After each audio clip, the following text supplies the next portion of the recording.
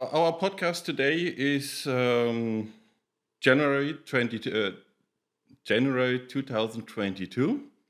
What was and what will be. Welcome to Gardeners Radio by Lubera-Edibles, the podcast for professional gardeners. We are talking about edible plants.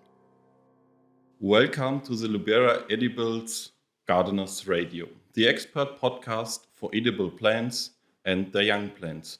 My name is Frederik Vollert and I'm responsible at Lubera-Edibles for product development. And today my guest is Markus Kobelt.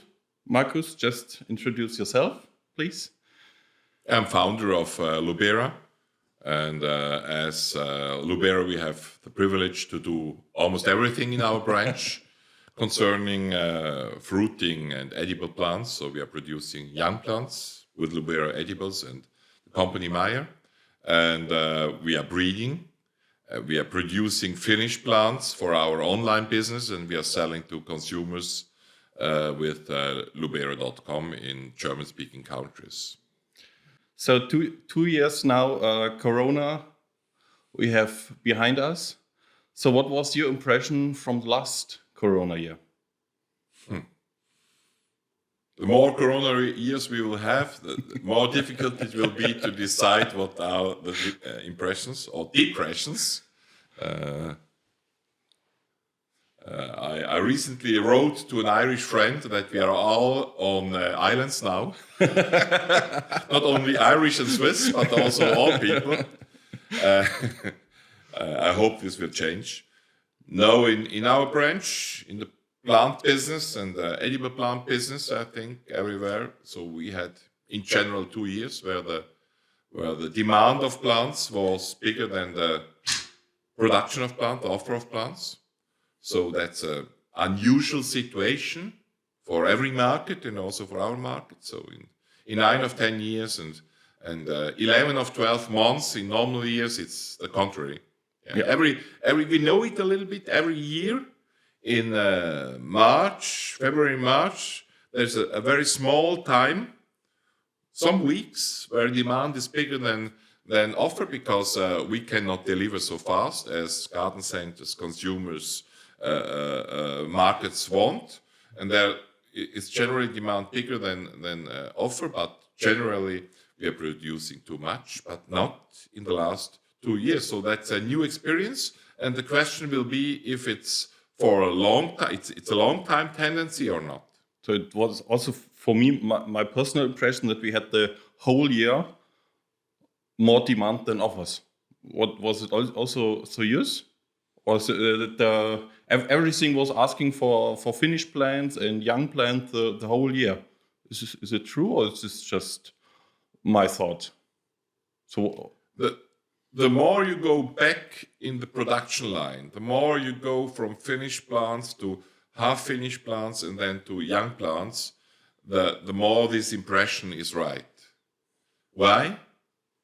Because a small quantity of over demand is producing more over demand. So everybody who is asking for plants and is not becoming this plant, if you go to 5 places to search for the plants, and in 3 or 5 places they don't have the plants. So the impression of over demand and underproduction is spreading. It's growing, and so you always overestimate the real situation, but the impression is the reality. It's not the reality which is the reality, it's the impression which is the reality. And you're right, yes, if you go to the impression, we had a whole year of over demand, and we cannot 100% fulfill. So do you think it will go on in 2022 with over demand, or what do you think about it? Yes and no. No, we are also in the internet business, and in the internet business you have a little bit 360 degrees view of the demand. Yeah, you see how many people are asking for plants, but also are asking for information about plants. And in total, this is the real demand. Yeah, people first are searching in the internet, then they are going to a shop, physical or online, 97% physical, and they are then buying their plants. And this demand, general demand for plants, has gone down since summer. So till summer, we were much over, the demand for plants was much over 2019 and also sometimes over 2020. And from summer on, it was on a normal level and going down. For example, in Lubera-Com had 20 to 30% less visitors in September, October, November 2021 if we compared it to 20. So demand is going down. So people are nowadays interested in other things again. Yeah? They are becoming less islands. And they don't only want to populate their island with plants. They are planning trips and things like that. Of course, now the situation again has changed a little bit, but in the long term for next year, I think we will see more normality, more normal situations. So in the reality, the demand, the over-demand of plants will go down. It will be in total over 2019, but it will become normal. But we speak now about reality. What is the impression? And the impression helps us as producers, at least for next year, because in the whole chain, from the buyers of garden centers and chain stores to ourselves, to young plant producers, everybody has in his memory the situation of the last 2 years. Not enough plants. So everybody is producing, but also demanding and buying in a little bit too many. Yeah? And this helps us for next year. So I think because people are memorizing the last 2 years' situation, they're repeating it again. We are all not very fast in changing our minds. And they are producing and buying a little bit too many things. But on the consumer level, I think we will have the normalization. On the producer level of finished plant producers, but also young plant producers, I think we will have another very good year. So we talked a lot of over-demand. So in the industry, it's normal that over demand will increase the selling prices.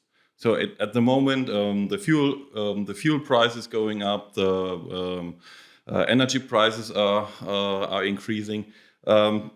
What do you think? Is there a chance to also increase the plant prices on the producer side? Or what do you think? You have to. There is no other chance. Over the years, we have a company in Switzerland, we have a company in Germany, and over the years, we have always seen the difference in profitability. So Germany was always worse than Switzerland because of the price level. And I think because now prices of things we're using, young plants, as well as a young plant company, we have to go up. And personal, so workforce is becoming, prices are rising everywhere in Europe, also in Eastern Europe. Eastern Europe even faster than in Western Europe. In Germany, because of the minimum wages, which are now decided for, I think, next year, and which will rise the minimum wages by 20%. Mm-hmm. And so you have no other chance. But how to do it? There you have to differentiate different levels. So how to rise the prices for consumers. I think there is no problem. I think we overestimate this problem. We overestimate the capacity of consumers to compare prices. There are just too many plants and types of plants and quality of plants to do so. So I sometimes say that you see in all what is the name, Baumärkte, DIY stores?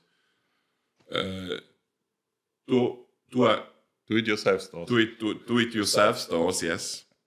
Yeah, it's not my language. It's even my third language. My first language is Swiss dialect, which is a language in its own, and the most beautiful of all, of course. And then we have this High German I have to speak, that my German friends are understanding me, and then English, that Latin language of these days. And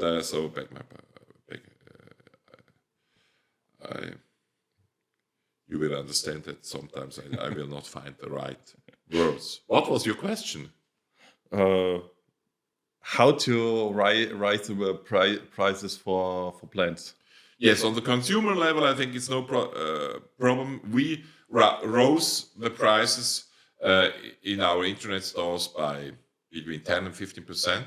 We see in the first weeks of January, we have not risen all prices, but about 80-90%, and we see no problems. So we see not volume going down because consumers are not able to compare. And if we have in the end market everywhere the same products, then that could be a reason that we have problems to rise prices. The more diverse, the more differentiated the offer in the shops is, the easier it is to rise prices. So that's perhaps a reason that online is not really a problem. We have 5,000 products, so it's not a problem. So on this level, and we have to teach our wholesale clients that this is not really a problem. They are always afraid to lose edge prices, and this is not really a problem. We overestimated the win when we went down with the prices, because we always have loosened more of volume that we of prices than we won of volume. So when we went down with the prices by 20%, we didn't sell 20% plants more. Perhaps we sold 5% more. And if we are going up with the prices by 20%, perhaps we will lose 2 or 3% of the volume. So that's not the problem. Then on the producer side, it's the same. I think there it's very important to have the right tactic with your clients, with the wholesale clients. So to be open and honest, but also very clear. I think the first step to a good price uprising strategy is always that you stop producing some types of plants. Your client has to learn that you are able to stop something. We all are producing things we are not really liking to produce because it's not our core competence, but our client came once and we said, okay, we can do this also.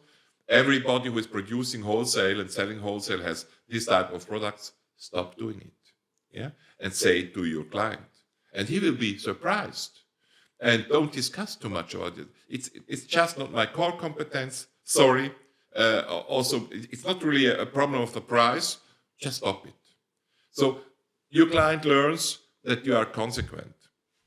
The second step is to communicate higher prices, to have good arguments. So all your prices are rising. The soil you are buying in, the plastic you are buying in, the young plants you're buying in.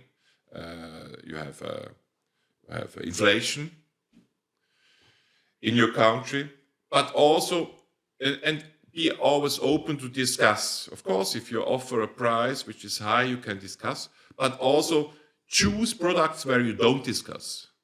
Yeah?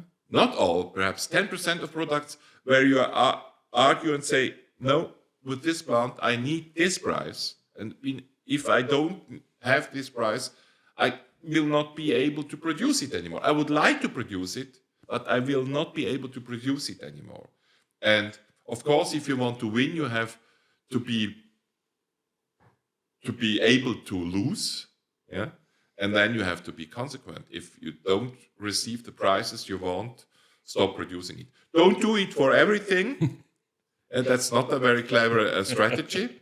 But do it with 2-3 products per year and your position. And all our clients, our partners in the wholesale, the buyers, they have also learned.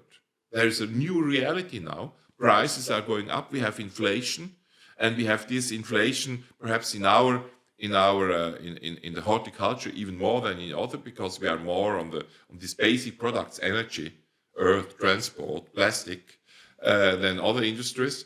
And this is a problem. And also the wages everywhere are rising. But with these tactics, direct to end consumers go up with the prices. It's really no problem. And within producer and wholesaler, differentiate between price discussion and also price dictating. Because and where you dictate the price, be prepared to lose the volume, and then you will be successful. Okay. So now we had talked about over demand and rising prices and Corona, what was. So now what will be? So nobody from us knows really what will be. So do you have a tip for our listeners? How could a future strategy in plant producing? I've said we have one more year, which is perhaps a little bit relaxed or relaxed than other years we had in the last 10 years. And but then it will change, because we have this cycle where everything is going down, and we have over demand and not enough production. But this will change. We will have overproduction in 2-3 years, almost for sure.